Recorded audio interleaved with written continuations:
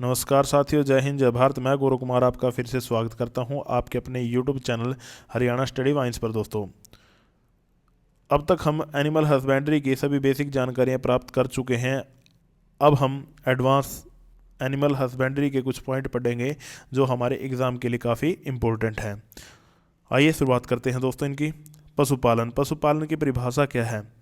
दोस्तों, पशुपालन एक प्रकार का विज्ञान है जिसके अंतर्गत हम पालतू पशु जैसे गाय, भैंस, भेड़, बकरी, ऊंट और मुर्गी का वैज्ञानिक तरीके से क्या करते हैं, प्रबंधन करते हैं ताकि इनसे अधिक लाभ प्राप्त किया जा सके। तो ये क्या थी दोस्तों? पशुपालन की परिभाषा थी।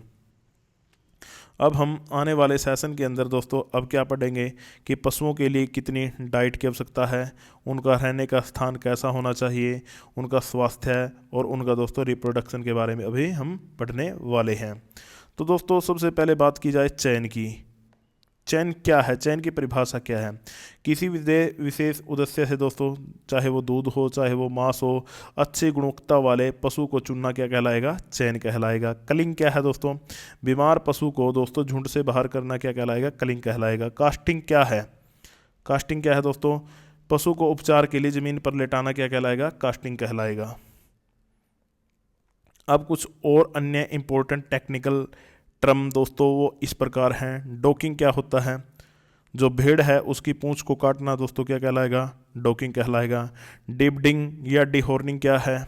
जो बछड़ा होता है दोस्तों उसके सींग को काटना क्या कहलाएगा? डिबडिंग कहलाएगा।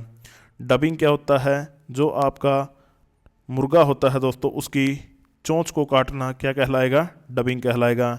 डी वॉर्मिंग क्या है दोस्तों?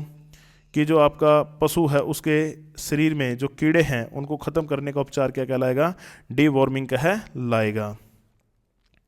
अब हम जानेंगे दोस्तों मुर्गियों से संबंधित कुछ टर्म, जैसे कि कैनिबलिज्म क्या होता है दोस्तों? मुर्गियों को एक दूसरे को चोंच मारना दोस्तों क्या कहलाएगा?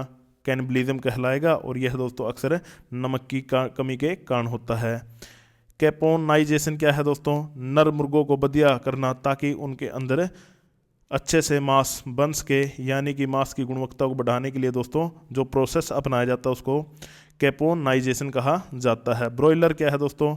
मांस के लिए पाले जाने वाले मुर्गे क्या कहलाते हैं दोस्तों? ब्रॉयलर कहलाते हैं। और अंडे के लिए पाले जाने वाली मुर्गियाँ क्या कहलाएंगी? लेयर्स कहलाएंगी।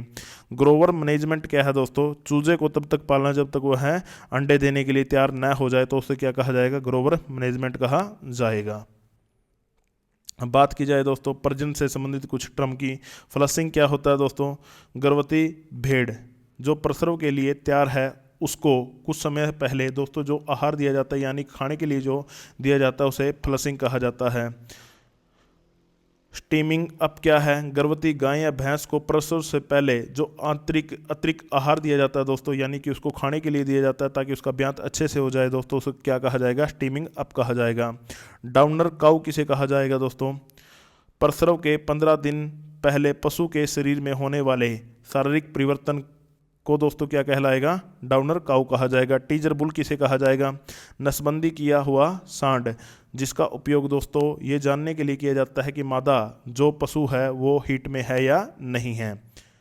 बैल दोस्तों किसे कहा जाएगा? जो काम और मांस के लिए उपयोग में लाया जाने वाला सांड क्या कहलाएगा दोस्तों? बैल कहलाएगा। तो दोस्तों अब हम जानेंगे पशुओं के सींग को काटने की विधि। अभी मैंने आपको थोड़ी देर पहले बताया था पशुओं के सींग को काटा जाता है दोस्तों या हटाया जाता है तो उसे क्या कहा जाता है? डीहॉर्निंग या डिसबडिंग कहा जाता है। ये क्यों ज़रूरी है? ताकि पशु एक दूसरे से लड़कर दोस्तों चोट ना खा लें या उनके अंदर सींग का कैंसर ना हो, और पशुओं के अच्छे से क्या की जाए? देखभाल की जाए, और पशुपालक को चोट लगने का जोखिम कम रहे और पशु सुंदर दिखे। इसलिए दोस्तों क्या किया जाता है?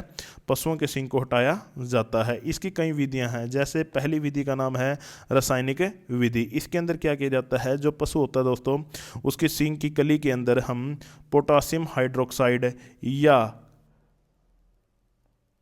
सोडियम हाइड्रोक्साइड की क्या करते हैं दोस्तों? दवाई डालते हैं या वो रसायन लगाते हैं तब तक जब तक उसके अंदर से खून ना निकल जाए दोस्तों। इसका फ़ायदा क्या है, इससे संक्रमण फैलने का खतरा बहुत ही कम होता है।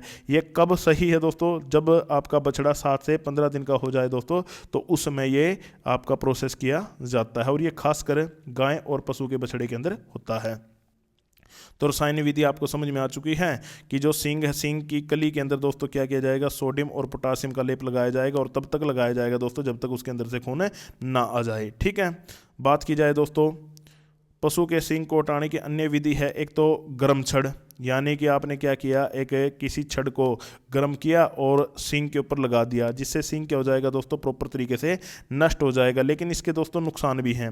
इससे क्या होता है, पशु के जलने का खतरा बहुत ही ज़्यादा हो जाता है और संक्रमण भी फैल सकता है। दूसरा तरीका दोस्तों इलेक्ट्रॉनिक डीहॉर्नर यंत्र। ठीक है, छड़ को ना गर्म करके किसी इक्विपमेंट का यूज करके दोस्तों सींग को हटाया जाता है।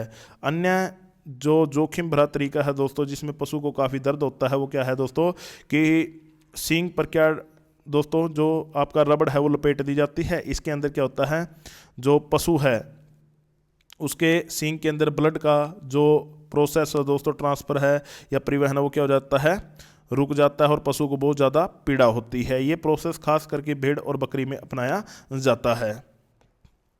नेक्स्ट है दोस्तों आरी विधि। ये बहुत ही खतरनाक विधि है। इसके अंदर क्या किया जाता है, जो बड़े पशु होते हैं दोस्तों, उनके सींग को डायरेक्टली आरी के द्वारा काट दिया जाता है। इसके अंदर क्या होता है दोस्तों, चोट लगने का काफ़ी खतरा रहता है और इससे संक्रमण भी हो सकता है और पशु की जान भी जा सकती है।